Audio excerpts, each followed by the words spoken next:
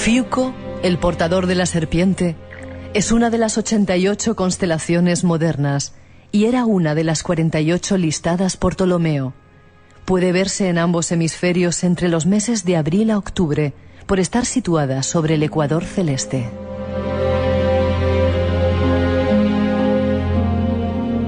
En esta constelación se localizan varias de las estrellas más cercanas a nuestro sistema solar.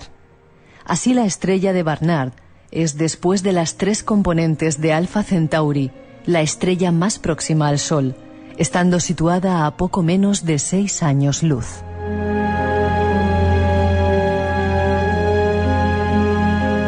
Ofiuco ha saltado a los medios de comunicación en los últimos días, prometiendo toda una revolución en lo que conocemos como el horóscopo astrológico.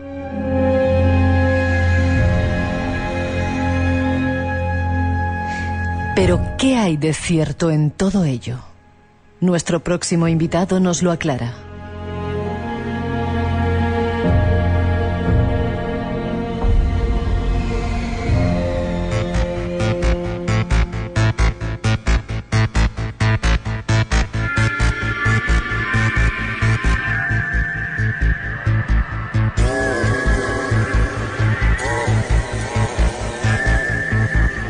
Esta es música de planetas y de constelaciones que se ponen a danzar en el cielo, algo que dicen que ha sucedido, y para intentar aclararlo vamos a ponernos en contacto con nuestro astrólogo favorito, Vicente Casaña. Buenas noches, don Vicente. Muy buenas noches, Miguel. La que se ha liado, ¿no? Bastante potente en todo el mundo, ¿eh? En todo el mundo, no solamente en España. Sí. Bueno, déjame que pongamos unos pocos antecedentes. Mucha gente no sabe que la astrología y la astronomía iban juntas hasta hace muy poco tiempo, ¿no? Relativamente poco tiempo. Sí, así es. Bueno, prácticamente a lo largo de toda la historia han ido juntas, ¿no? Hasta que en el siglo XVII se forzó su divorcio, se forzó incluso en base de decretos, leyes y cosas así, ¿no? Pero en fin. ¿Y tuvo mucho que ver la Iglesia en esta separación? La iglesia, algunos poderes establecidos, hubo muchísimos factores que participaron en ello, ¿no? Pero sobre todo ahí, en el siglo XVII, fue el ministro Colbert en Francia quien dio el último golpe de gracia, digamos, ¿no? Hasta entonces, la astrología, de hecho, estaba en las universidades, había cátedras de astrología, no de astronomía, sino de astrología, en España mismo, en Salamanca, Valencia, hubo cátedras de astrología hasta muy tarde. Y la Iglesia, respecto a la astrología, siempre ha tenido una actitud esquizofrénica, ¿no? Mientras unos papas han utilizado la astrología sin complejos, incluso ellos mismos han estudiado astrología, han sido astrólogos vocacionales, o la han utilizado a veces para hacerse nombrar papas, o algunos santos padres de la Iglesia, pues han alabado la astrología, pues otros la han condenado, o los mismos que la han alabado en otros momentos la han condenado. En fin, una actitud esquizofrénica que tampoco es extraña, se ha vivido también en otros sectores de la sociedad hacia la astrología, ¿no?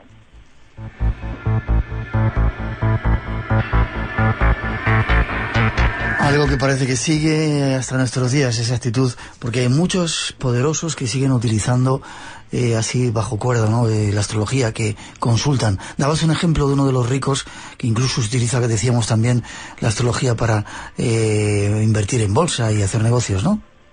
Sí, hoy día muchísima gente sigue utilizándola, se utiliza en Wall Street, se utiliza en la política, se utiliza absolutamente en todos los ámbitos, desde el deporte hasta la economía, y por ejemplo el célebre Pierpont Morgan decía que los millonarios no utilizaban la astrología, pero los multimillonarios sí. En plan cachondo apuntaba eso, y es cierto, ¿no? Es el propio Rockefeller también tenía su querencia hacia la astrología y tenía sus propios amuletos.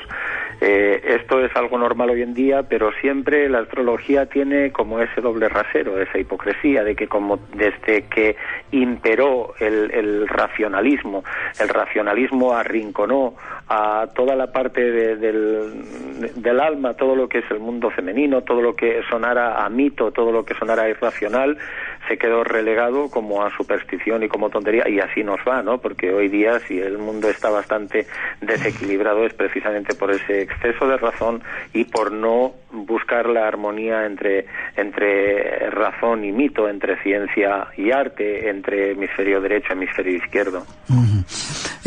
Estos eran los pequeños apuntes de astrología. Luego te voy a pedir quizá algo acerca de la crisis económica como experto en astromundial, pero la noticia que se ponía en pie a mucha gente en todo el mundo decía: si ayer te acostaste siendo Capricornio, hoy puedes levantarte siendo Sagitario, y todo ello gracias a las investigaciones realizadas por astrónomos de la Sociedad Planetaria de Minnesota, gracias a una extraña cosa que se llama Ofiuco. ¿Qué es esto? Primero, ¿qué es Ofiuco?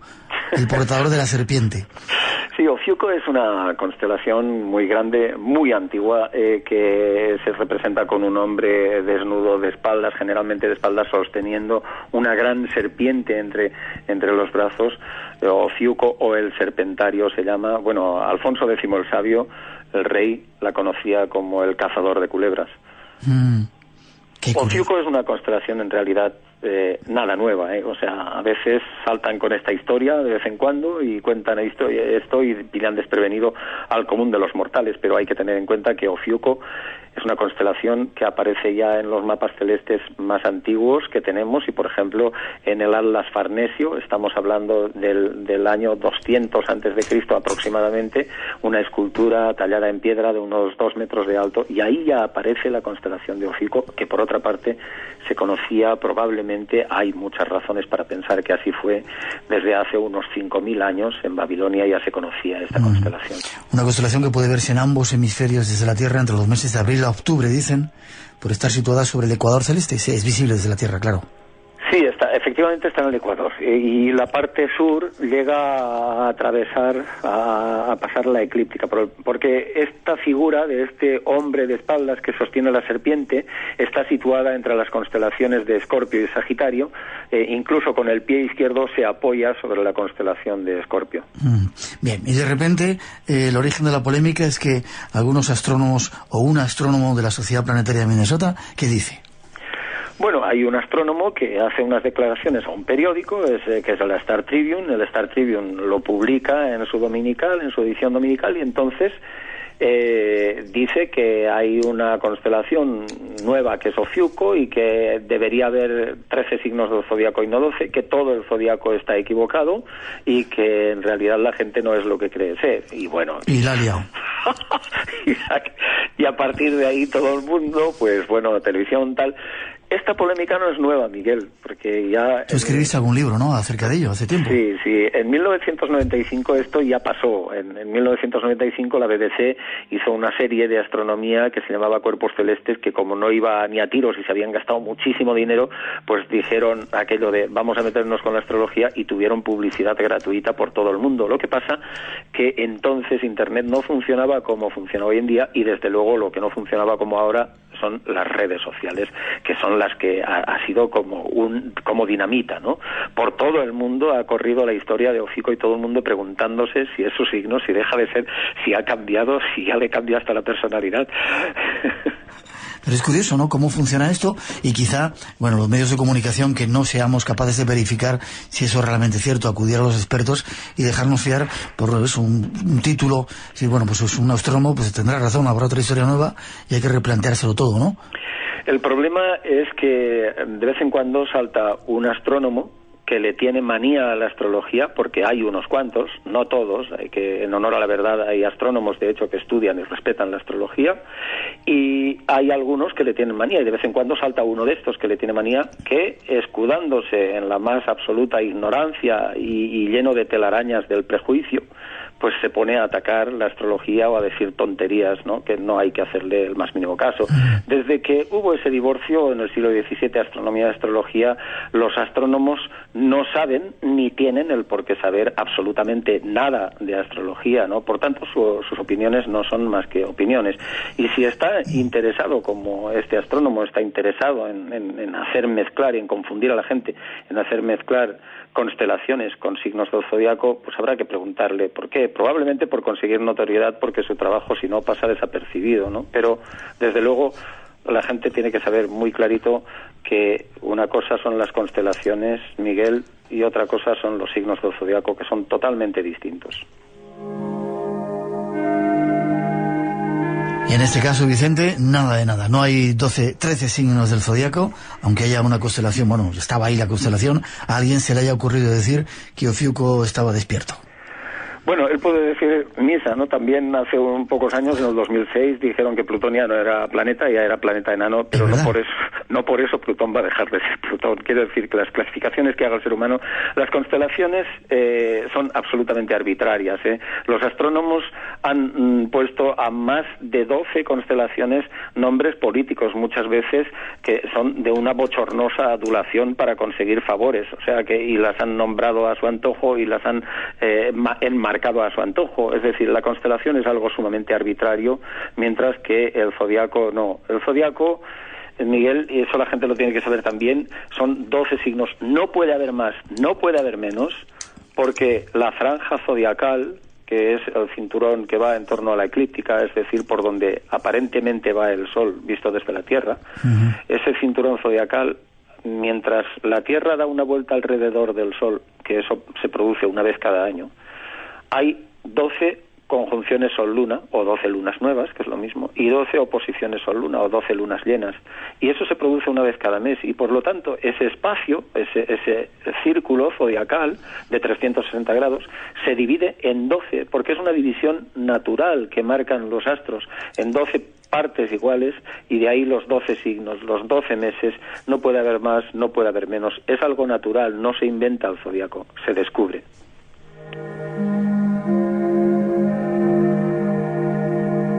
Pues que quede claro, si ayer eras Piscis, hoy sigue siendo Piscis, si eras Libra, exactamente lo mismo, ¿verdad, Vicente? Totalmente. Además, lo más bonito de esto ha sido que la gente ha demostrado que de cambiarle el signo, nada de nada, ¿no? Los signos del zodiaco y sus arquetipos están muy, muy metidos en el inconsciente colectivo y nadie está dispuesto a cambiar de signo, lo cual demuestra que efectivamente, en mayor o menor medida, se identifican con sus arquetipos. Para terminar, la crisis económica. Has hecho muchos estudios de astromundial. ¿Hasta cuándo va a durar? Sobre todo en España. Bueno, a nivel mundial, pero ¿tienes algún dato? Te he pillado así. Bueno, no, siempre hemos dicho, y esta crisis estaba enmarcada, tú lo sabes, bastante antes de que ocurriera, y siempre habíamos dicho que hasta el 2012, ¿no? Seguimos pensando lo mismo, la crisis va a durar hasta el 2012, aunque la recuperación va a ser lenta, pero hay dos connotaciones, si acaso, que hacer. Una, que además de que la recuperación va a ser lenta, pues esto va a ir acompañado de revueltas sociales, porque la misma cuadratura Urano-Plutón, que es la que enmarca esta crisis, es la que acompañó al mayo del 68 francés, y estamos, por lo tanto, en un tiempo de utopías y revoluciones. Y la otra connotación, si acaso, Miguel, que haría es que estamos en el tiempo ya, que le quedan muy pocos meses para que se reactive el crédito y tal, que en Estados Unidos ya empezó a pasar, como nosotros decíamos, en los últimos meses del pasado año, y aquí pues podemos esperar que ocurra entre mayo o junio, cuando haya el cambio de ciclo importante, y eso querría decir que a partir de ahí es el principio del fin de la crisis financiera, no la económica aún, pero ya eso supondrá un alivio bastante importante. Ya. Y revoluciones quizá como la de Túnez, que así, la chita callando en silencio, de repente se ha encargado el presidente, ha tenido que salir por patas. Sí, mira lo que está pasando en este momento en Egipto también. En Egipto, es curioso, sí. Las revueltas que hay de estudiantes en Inglaterra, en Grecia, en Francia, en toda Europa está ardiendo de alguna manera, puntualmente y determinados momentos, pero estamos en un tiempo que nosotros ya habíamos advertido que serían de grandes revueltas y de utopías, porque los aspectos Urano-Plutón, que es el que preside ahora la sociedad y la historia, y no olvidemos que los ciclos planetarios pues son los que determinan los ciclos sociales, pues estos aspectos entre Urano y Plutón siempre han marcado épocas de revuelta. De hecho, los años 60, la segunda mitad de los años 60, fíjate lo importante que fue en ese sentido, ¿no? La revolución en todos los sentidos, a nivel sexual, cultural, etcétera, y estudiantil, por supuesto. Y ahora estamos en un tiempo de eso, de grandes revueltas que cambiarán un poco el panorama a nivel internacional. Y no parará, esto va a durar bastantes años.